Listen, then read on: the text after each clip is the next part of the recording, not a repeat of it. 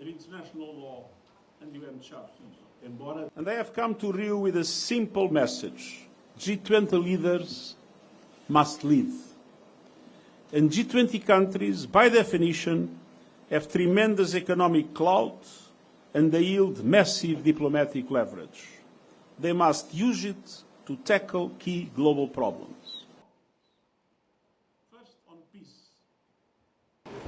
Peace in Gaza, with an immediate ceasefire, the immediate release of all hostages, and the beginning of an irreversible process towards a two-state solution. Peace in Lebanon, with a ceasefire and meaningful steps towards implementing Security Council resolutions in full.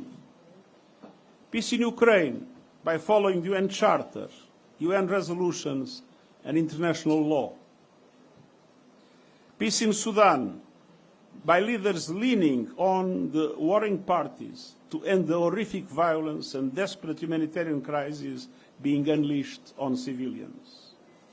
Everywhere, peace requires actions grounded in the values of the UN Charter, the rule of law, and the principles of sovereignty, political independence, and territorial integrity of states.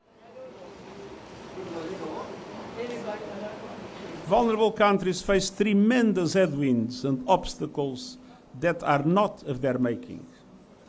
They aren't getting the level of support that they need from an international financial architecture that is outdated, ineffective, and unfair. The Pact for the Future calls for ambitious reforms to make the system more representative of today's global economy and the needs of developing and vulnerable countries. International law and UN charters. Countries' current policies are pushing up to a disastrous 3.1 degree temperature rise by the end of the century. To avoid the very worst of future climate catastrophe, we must limit global temperature rise to 1.5 degrees Celsius. And so emissions must be cut by 9% a year by 2030.